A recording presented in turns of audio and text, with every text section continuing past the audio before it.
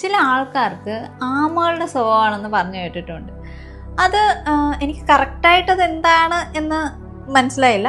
അത് ചിലർ ഇനി സ്ലോ എല്ലാ കാര്യങ്ങളിലും കുറച്ചും കൂടെ പൊതുവെ സ്ലോ ആയതുകൊണ്ട് പറയുന്നതാണോ, അതോ ചിലർ പല കാര്യങ്ങൾക്കും ഇനിഷ്യേറ്റീവ് എടുക്കാൻ ഉള്ള ഒരു മടി കാണിക്കുന്നതുകൊണ്ട് പറയുന്നതാണോ?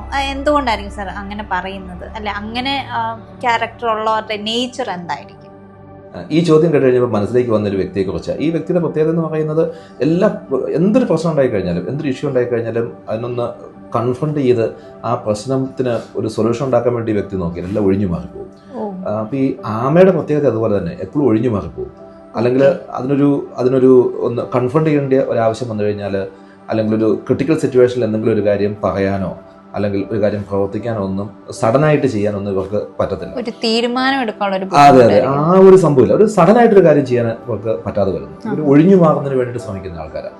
അപ്പം ഇഷ്യൂ എന്താണെന്ന് ചോദിച്ചു കഴിഞ്ഞാൽ, ഈ നേച്ചർ ഉണ്ടെങ്കിൽ ഇപ്പം ഇതേ നേച്ചറുള്ള വേറെ ഒരാളെ കല്യാണം കഴിച്ചെന്ന് വിചാരിക്കുക, രണ്ടുപേരും കൂടി ജീവിതം കുളവാക്കും.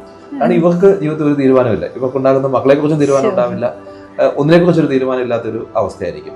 എന്നാൽ ഭാഗ്യവശാൽ ഒരു പാർട്ട്ണർ കുറച്ച് ക്വിക്കായിട്ട് തീരുമാനം എടുക്കുന്ന ആളാണ്.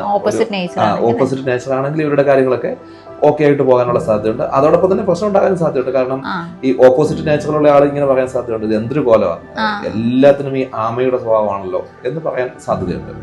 അങ്ങോട്ടും ഇങ്ങോട്ടും ബ്ലെയിം ചെയ്യാനുള്ള അതിനുള്ള സാധ്യതയുണ്ട്. ഹൈ ആയിട്ട് ബ്ലെയിം ചെയ്യില്ല, ഈ ആമ ബ്ലെയിം ചെയ്യില്ല, ഉണ്ടായിരിക്കുള്ളൂ. മറ്റേ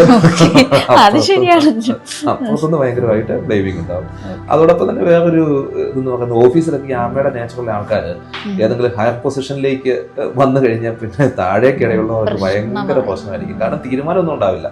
തീരുമാനം എടുക്കാൻ പറ്റണ്ടേ, തീരുമാനം എടുക്കാൻ പറ്റാതെ ഒഴിഞ്ഞു മാറിയിട്ട് കാര്യമൊന്നുമില്ല. അതുകൊണ്ട് ഇത്തരത്തിലുള്ള നേച്ചറിനെ ട്രെയിനിങ്ങിലൂടെയും കൗൺസിലിങ്ങിലൂടെയും ഒക്കെ മാറ്റിയെടുക്കുക എന്നുള്ളത് വളരെ പ്രധാനപ്പെട്ടതാണ്. അല്ലെങ്കിൽ റെസ്പോൺസിബിലിറ്റി ഉള്ള ഏതെങ്കിലുമൊക്കെ പ്രൊഫഷനിലോ അല്ലെങ്കിൽ കാര്യങ്ങളിലോ ഒക്കെ ഇവർ എത്തിപ്പെട്ട് കഴിഞ്ഞാൽ ബാക്കിയുള്ളവർക്ക് ഇവർ തലവേദനയായിട്ട് മാറും. കുടുംബത്തിലാണെങ്കിലും ഇവർ പ്രശ്നം ഉണ്ടാകും. Okay sir, thank you.